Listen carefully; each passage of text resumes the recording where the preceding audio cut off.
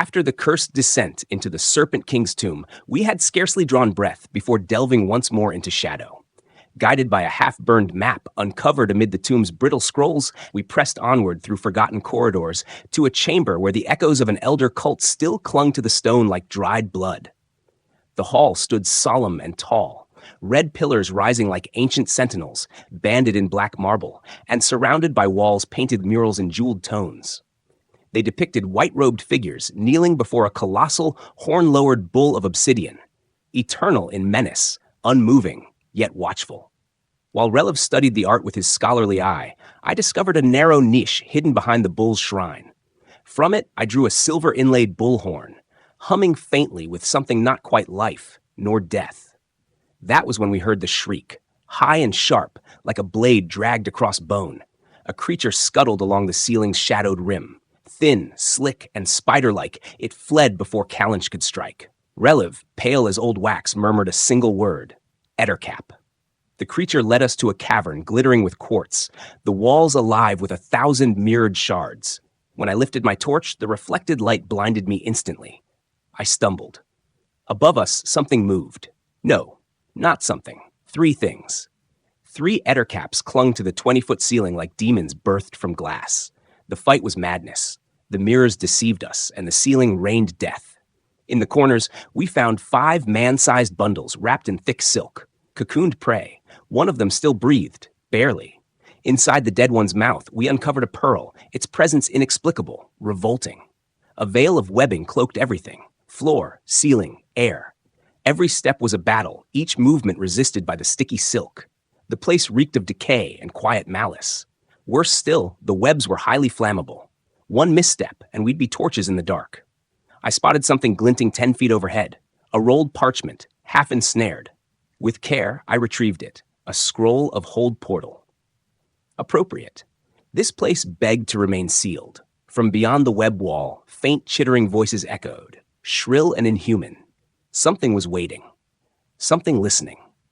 We pushed through a hidden tunnel veiled in webs and emerged into their nest, a foul cavern thick with web tufts and the musk of wet rot. 5 ettercaps argued in their guttural tongue, snarling about a missing pearl. We learned that the one from before, Eska, the coward, had stolen from the eldest, Grisk, and hidden the gem. Their hatred was tangible, feral. When they noticed us, their greed flared bright and violent. We barely escaped their claws. In the chaos, we seized part of their hoarded spoils, 12 neat piles of treasure, including jade bracelets, silver incense bowls, an alabaster bull statue, and thick golden chains. All glistened, but none gleamed brighter than the madness in their eyes. A skeleton greeted us next. Impaled upon the wall by a bronze spear lodged so deep it cracked the very stone. The figure's hands still clutched the shaft as if unwilling to release its torment. Tattered crimson leather clung to its bones, and from its belt hung an ancient short blade. Dolphin mosaics, chipped and stained, danced across the walls, symbols of forgotten rituals. Among rotting white robes hung on rusted pegs, I found a bronze key tucked in a pocket, colder than the stone around it. I knew it opened more than a mere door. The bath chamber was quiet, unnaturally so. Basins of carved stone lined the room, each rimmed with coiling serpents. At its center stood a life-size statue of a woman with snakes for hair, mouth open in eternal agony, arms raised toward nothing. Relev, ever curious, pulled the arms downward. Boiling water burst from the statue's mouth. He screamed, a human mirror of stone agony. We did not try again. The basins, too, bore secrets. When we pried loose one of their stone plugs, a low hum began. From the depths slithered forth a swarm of scarabs, shimmering like oiled shadows, chittering in hunger. A long corridor stretched before us, lined with strange holes along its far wall. At the opposite end stood a towering bronze bull, horns lowered, forever poised to charge. And it did. The floor shook as it animated, galloping toward us with murderous speed. Kalinch was struck, flung like a rag doll. The bull trotted calmly back to its post. A ritual, a warning. Atop its head glowed a brilliant emerald. When we shattered it, the bull ceased its march. But the gem, once worth a king's ransom, was now nothing but broken green glass. At the last, we entered a shrine of alcoves, each one home to a simple terracotta bowl upon a black plinth. The bowls bore seals of a warrior kneeling beneath black rain, arms and mouth raised to avoided sky.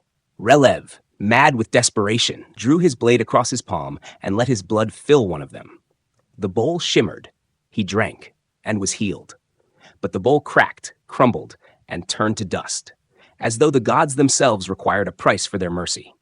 We left those halls with our pockets heavier and our souls unbearably so. I cannot sleep now, for I dream always of that bull's gaze and of what lies beyond the final sealed door.